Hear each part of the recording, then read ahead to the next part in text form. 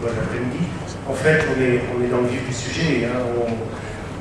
On va essayer de voir par cet exemple-là, justement, ce que les changements de technique peuvent amener dans des changements de concept et ce que finalement la biologie moléculaire peut apporter à une maladie qui semblait bien connue, qui sont les épidémies de choléra.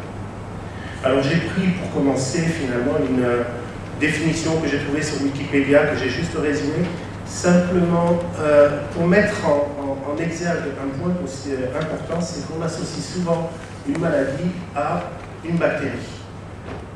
Donc en maladie infectieuse, c'est-à-dire que le choléra est dû à Vibrio choléra. Voilà. Ensuite, ça décrit les signes cliniques.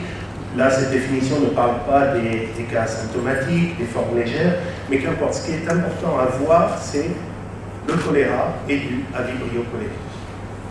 On va voir que ça peut poser des problèmes.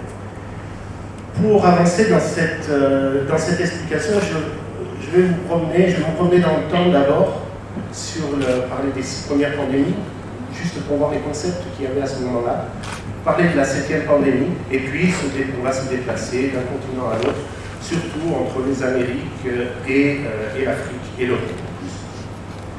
Donc les 6 premières pandémies de choléra ont eu lieu au XIXe siècle. Le choléra, à cette époque-là, ce n'était pas la maladie des pays pauvres, c'était la maladie des pays riches, des pays puissants, c'était la maladie des grandes villes, de Londres, de New York, de Paris. Et en fait, le choléra, qui était connu jusque-là uniquement autour du golfe du Bengale, est sorti de son lit en quelque sorte par la navigation, par l'accélération des transports, et profitant de cette mondialisation, était venu frapper les grandes métropoles d'Europe en particulier, servant ensuite de plaque tournante au choléra. Et dans ce contexte, comment on envisageait le choléra? On envisageait le choléra comme un de l'air vicié, c'était la théorie des miasmes. Le choléra, c'était quelque chose qui touchait les quartiers les plus pauvres, qui sentaient mauvais, parce qu'il y avait ces égouts à ciel ouvert, ces populations très importantes qui convergeaient vers les villes du fait de l'industrialisation. Et quand on voit les conseils donnés, et surtout les observations faites, on s'aperçoit que les observations n'étaient pas totalement fausses, de voir que c'était souvent dans les mêmes maisons qu'on trouvait des personnes qui avaient le choléra, c'est exact, que voir que c'était des espaces exigus, mal aérés, où il y avait beaucoup de monde dans les mêmes pièces, c'était exact. C'est l'interprétation qu'on en fait qui n'était pas exacte. C'est dire c'est l'air, alors qu'on sait maintenant que c'est une maladie à transmission féco-orale. Mais à cette époque-là, je voudrais insister sur le fait, l'effet, l'observation, et ce qu'on en tire comme conclusion. Et finalement, pour en terminer avec ce tout petit aperçu des 6 premières pandémies, je voudrais insister sur la découverte du choléra. Cette découverte, elle a été faite par Filippo Pacini en 1854. Mais la théorie des miasmes était tellement importante qu'il a fallu un redécouvreur, qui a été Robert Koch, qui en plus a travaillé sur justement la définition, en particulier les critères qui permettent d'attribuer une maladie à un germe, et donc on en revient finalement à ce que je vous montrais tout à l'heure avec la définition de Wikipédia. Mais rendez-vous compte, 29 ans pour admettre la cause microbienne du choléra, et donc il a fallu un réinvestissement. Allons maintenant sur la 7e pandémie. La 7e pandémie, elle commence au niveau de l'archipel de Sulawesi, donc on est en Indonésie, dans les années 60, et elle va s'étendre vers l'ouest d'abord, toucher le sud de l'Europe, et puis arriver en Afrique. On en a parlé ce matin. Au départ, à Conakry, en fait, il y a eu plusieurs portes d'entrée, et depuis 1970, le choléra tourne en Afrique. Alors, est-il endémique, est-il épidémique? En tout cas, à l'échelle du continent, il est endémique, il est enraciné. Je vais parler de la partie américaine du choléra. En 1991, à partir du Pérou, une grosse épidémie de choléra arrive. Ça faisait là à peu près un siècle qu'il n'y avait pas eu de choléra dans les Amériques, c'était lors des autres épidémies. Et puis on parlera aussi d'Haïti en 2010. Point important, on parle de choléra, mais on n'a plus le même germe. C'est plus Vibrio cholerae classique, qui était responsable des 6 premières pandémies, c'est Vibrio cholerae L-top. Alors, que sait-on sur Vibrio cholerae? C'est à ce moment-là qu'on apprend plein plein d'informations sur Vibrio cholerae. Et finalement, Vibrio cholerae, c'est d'abord une bactérie de l'environnement qui vit dans les environnements côtiers, essentiellement les zones estuarines avec une eau saumâtre, alcaline, chargée en matière organique. C'est une bactérie qui possède une chitinase, qui se nourrit de chitine, qui se pose sur les copépodes, sur le plancton. Et à partir de cette connaissance, on a élaboré ce qu'on peut appeler le paradigme environnemental du choléra. Et je sais que Guillaume est dans la salle et on a un débat là-dessus. Donc la présence du Vibrio cholerae dans l'environnement, dans les eaux, est augmentée lorsque il y a un temps chaud, humide, donc plus de matière organique dans l'eau, plus de plancton, plus de phytoplancton, de zooplancton, et ce qui est dit, c'est qu'il y a un passage chez l'homme à cette occasion-là, et ça déclenche des épidémies. Quand on voit le nombre de réservoirs potentiels, le nombre d'hôtes où on a pu trouver Vibrio cholerae, capables soit de l'héberger, soit de le disséminer, les oiseaux, les chironomides, et capables finalement d'étendre l'espace géographique occupé par Vibrio cholerae, et que l'on considère que ceci est le réservoir des infections humaines, alors oui, on peut se dire qu'il est absolument impossible. Ce réservoir est inexpugnable, du moins dans nos conditions actuelles, et on aura toujours du choléra. Alors revenons justement à cette 7e pandémie, et revenons à nos Amériques. Et là, c'est une courbe qui a été faite, c'était avant l'épidémie d'Haïti, et en vert, vous trouvez le choléra, justement, cette épidémie qui a commencé au Pérou, mais qui a diffusé ensuite à l'ensemble de l'Amérique latine. Et vous voyez qu'en quelques années, il a disparu. Alors, a-t-il totalement disparu? On pouvait se poser la question. Peut-être qu'il restait des cas qui n'étaient pas diagnostiqués, peut-être que les pays ne les déclaraient pas. Tout ça me paraissait, moi, assez bizarre, mais enfin bon, on ne sait pas. En tout cas, il paraissait avoir disparu. Et je vous rappelle que le réservoir est inexpugnable.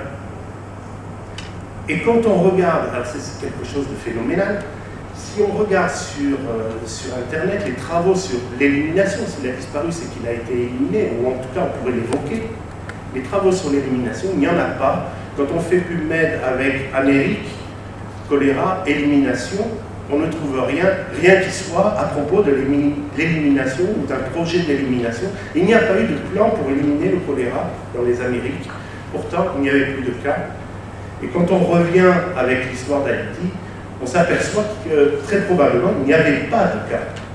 Parce que quand le choléra est revenu, là on s'en est aperçu, non seulement en Haïti, c'était difficile de faire autrement, mais on s'est aperçu que d'autres pays qu'on pensait capables d'éviter le choléra, d'abord Saint-Domingue, puis Cuba, le Venezuela, et puis maintenant le Mexique, tous ont eu des épidémies, pas forcément très importantes, mais quand même 30 000 cas à Saint-Domingue.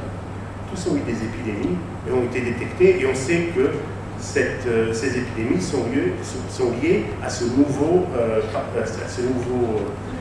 génotype qui est celui d'Haïti. Alors parlons de cette épidémie d'Haïti. Elle survient en 2010, 9 mois après un tremblement de terre qui a touché essentiellement la zone de la capitale au sud du pays. Mais elle n'a pas lieu à cet endroit-là. Elle a lieu le long d'un fleuve qui est le fleuve Artibonite. Et donc le premier rapport, on est 2 jours seulement après le début de l'épidémie, fait déjà l'état de 1526 cas et plus de 100 morts. Donc une épidémie qui démarre extrêmement fortement dans cette zone. Et quand on regarde, là c'est simplement la localisation des cas, le 20 octobre, le premier jour où on s'aperçoit qu'il y a un problème, le 20 octobre, on voit que l'essentiel des cas est dans une zone côtière qui se trouve au niveau du delta de l'Artibonite. Donc, le delta de l'Artibonite a-t-il été c'est la première explication qui avait été donnée, finalement le point de départ de cette épidémie. Le Vibrio cholerae était peut-être ici, peut-être qu'il a été importé, mais ensuite il a proliféré localement. Et cette théorie a été largement défendue par le professeur Rita Colwell, qui expliquait dans une approche qu'elle appelait Perfect Storm, le fait qu'avec le tremblement de terre, avec la température importante qu'il y avait eu cette année-là, et avec la survenue d'un cyclone avant l'épidémie, alors le cyclone Thomas était après, c'était pas très bien, mais enfin, qui expliquait que ça avait été le point de départ de l'épidémie. il y avait une hypothèse alternative, celle-là a été expliquée non pas par les scientifiques, non pas par les politiques à l'époque, mais simplement par la population locale. Et plus on était près de Mirebalais, point de départ supposé de l'épidémie, plus la population était convaincue qu'il s'agissait bien là du point de départ. Alors Mirebalais, c'est le point en orange qui est ici.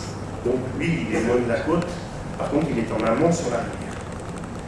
Et c'est vrai que quelques jours auparavant, des troupes de soldats de casque bleu étaient venus du Népal pour s'installer en Haïti.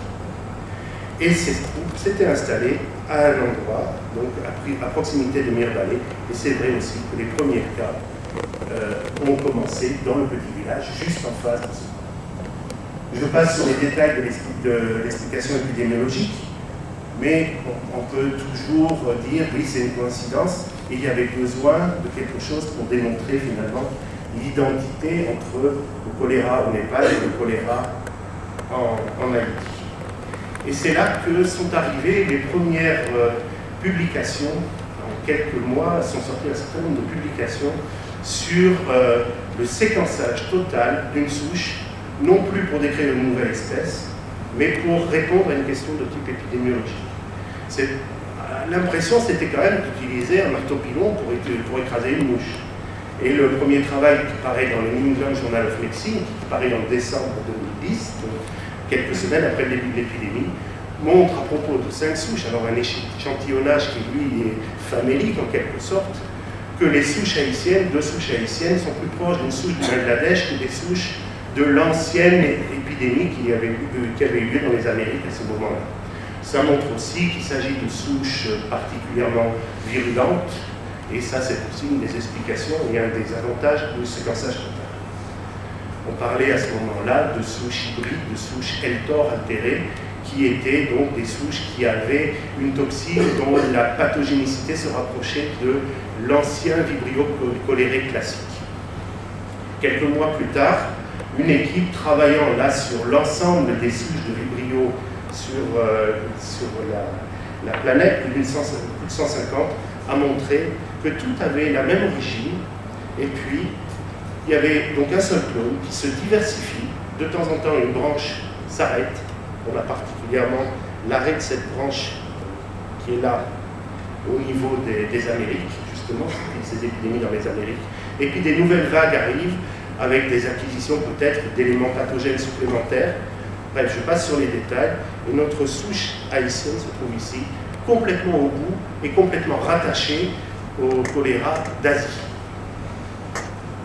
Et puis, à partir de là, ils ont commencé à schématiser le cheminement du choléra avec des approximations sur les dates, parce qu'ils n'ont pas les souches du Népal à ce moment-là. Par exemple, sur le passage depuis l'Asie du Sud à Haïti, ils le situent 2005-2009 pour ce qui est de l'ancêtre commun, parce que c'est l'ancêtre commun qu'ils trouvent à ce moment-là. On continue justement, voyant ça, voyant cette supposition, les Népalais acceptent de mettre à disposition leur souche pour qu'on contrôle. Et le travail qui a été fait par des équipes américaines et danoises, en association avec les Népalais, montre qu'effectivement, on va peut-être zoomer sur ça, effectivement, les souches isolées lors d'une épidémie de choléra au Népal au même moment étaient complètement insérées, enfin la souche d'Haïti était complètement insérée dans l'arbre de ces souches, avec des différences extrêmement minimes d'une ou deux paires de bases, enfin d'une ou deux, ce qu'on appelle les SNP, des mutations sur l'ensemble du génome, et tout ça faisait que la souche haïtienne était à la fois enfant de souche du Népal, trouvée à ce moment-là, et déjà à l'origine de nouvelles souches du Népal qui sont 25, 14 et 26 qu'on voit ici. Ce que nous apprend la biologie moléculaire, c'est que ça peut encore servir quand on suit dans le temps. Et dans le temps, on s'est aperçu, donc, on retrouve cette souche haïtienne, on retrouve les souches népalaises originaires qui ont pris pour origine ça, parce que c'était la même souche qui était au Népal à ce moment-là. Et on voit apparaître de nouvelles souches, on voit la diversification. Mais cette diversification, et ça c'est un point important, ne fait pas intervenir des gènes de souches de l'environnement. Absolument, à aucun moment, il y a un matériel génétique nouveau qui arrive dans cette souche qui évolue depuis 2 ans en Haïti, avec des passages très fréquents dans l'environnement, du moins c'est ce qu'on pense. On a essayé de voir ce qui se passait justement dans l'environnement, dans la mesure où il y avait eu un inoculum fantastique qui avait été déversé dans l'environnement par tous ces malades.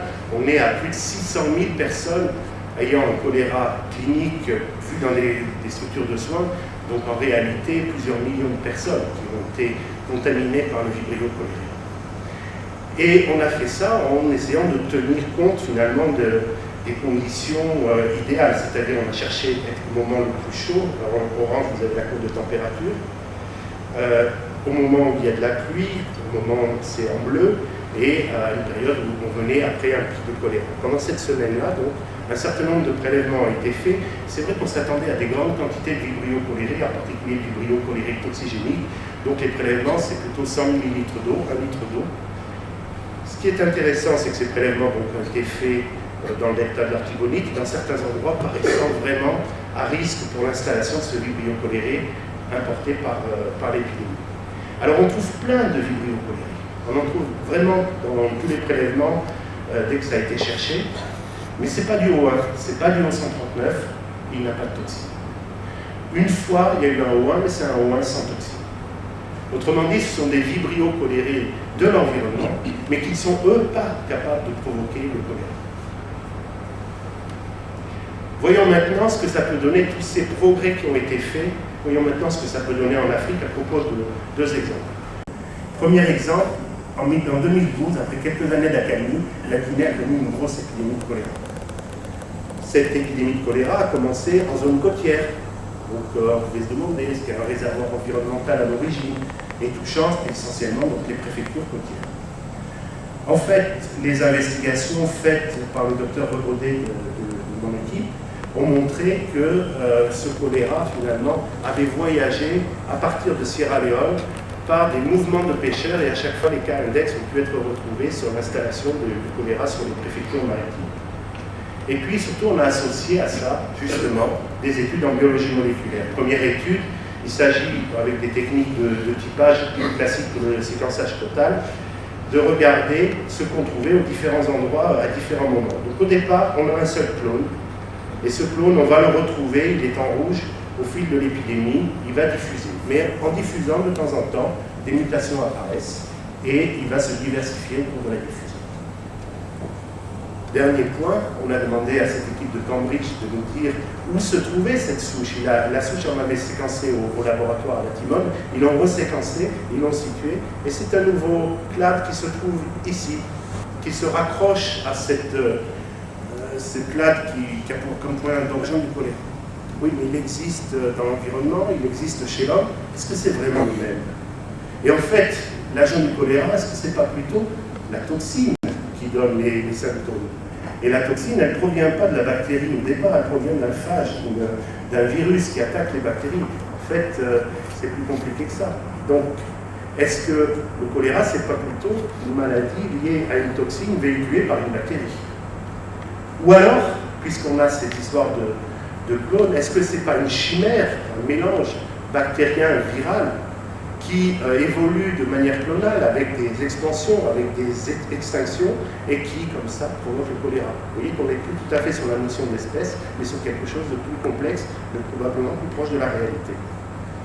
Et puis, vous avez vu, ce réservoir de vibrio cholérique est inexpugnable.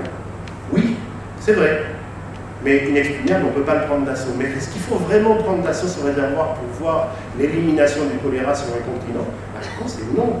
Ce qui s'était passé en Amérique latine montre bien qu'on peut s'en débarrasser. Ce qui s'est passé aussi à Madagascar, on va dire Madagascar, peut-être qu'il faudra le diagnostic, mais je pense que s'ils n'en ont pas, c'est qu'ils n'en ont pas. On ne pourra jamais, dernière phrase, on ne pourra jamais éradiquer le choléra. Revenons à l'histoire. Le choléra lié à Eltor, on l'a toujours sur le dos, mais le vibrio cholérique classique, lui, il est éliminé. Depuis combien de temps on n'a pas eu un cas d'infection à choléra, la vibrio cholérique classique? Pourtant, ce n'est pas faute d'avoir diffusé dans le monde. Voilà, je vous remercie de votre attention. Je vous montre juste là, en dernier, juste pour réfléchir, une carte produite par l'UNICEF ici à Dakar, qui réunit toutes les données sur l'Afrique de l'Ouest et l'Afrique centrale, montrant qu'en septembre, il n'y avait pas beaucoup de foyers actifs de choléra. Certainement, quelques-uns ont été loupés, mais vous voyez peut-être que le choléra n'est peut-être pas si solide De l'épidémie à Haïti, je voulais savoir si les investigations épidémiologiques avaient déjà un petit peu remonté autour des troupes de l'ONU, ou c'est vraiment les outils de biologie moléculaire qui ont mis en quelque sorte... En fait, est-ce qu'elles ont confirmé l'hypothèse ou est-ce qu'elles ont créé l'hypothèse? N'ont pas créé l'hypothèse, puisque j'avais réalisé cette investigation. Déjà, d'autres avaient fait d'investigation avant. Les Haïtiens avaient déjà trouvé qu'il y avait le choléra avait démarré à côté de ce camp. Mais c'était tellement dur de faire passer cette information, qui a un poids politique considérable, que, évidemment, tout détracteur trouvait que simplement mettre des points sur les cartes et faire quelques statistiques en disant ça a commencé là, ça ne suffisait pas. Et la biologie moléculaire est venue enfoncer le clou et apporter finalement, un peu comme dans une enquête de police ou de gendarmerie, la preuve ADN finalement, on a retrouvé l'ADN du coupable. Le coupable étant finalement, c'est la même épidémie, qui a donné la même souche qui a donné l'épidémie au Népal et l'épidémie en Haïti. Voilà, ça a servi un peu comme une preuve ADN. Merci. Question devant, professeur Raoult. Oui, juste deux petits commentaires. Le premier, je suis frappé, comme disait notre collègue tout à l'heure, par le... T'entends le...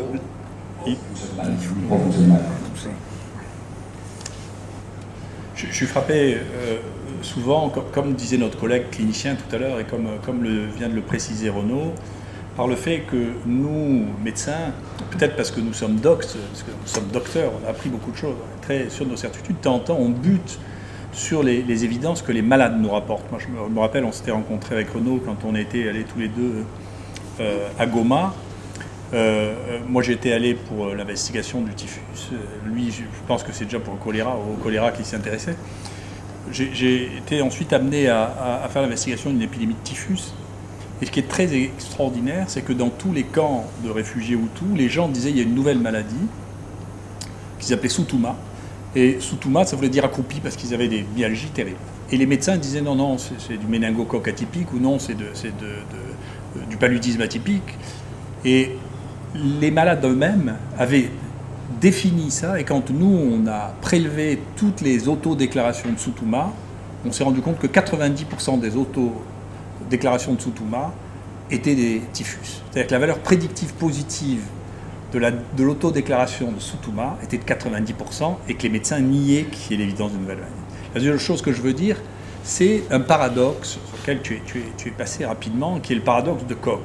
En réalité, Koch a jamais inventé les critères de Koch, il a utilisé pour la tuberculose de sa démonstration qui était merveilleuse. Mais bien entendu, elle n'a jamais marché pour le choléra, puisque le vébrilon cholérique n'a jamais été isolé du sang, alors que Koch disait qu'il faut l'isoler du sang, et que quand on inocule le vébrilon cholérique, ce qu'a fait Koch, sans le moindre succès, ça ne fait pas du tout de choléra. Donc le choléra était, si on doit avoir une leçon de nos maîtres, c'est quand même notre maître, le grand maître de l'invention de la causalité Koch. Eh bien, la deuxième fois qu'il a essayé, ça ne marchait plus.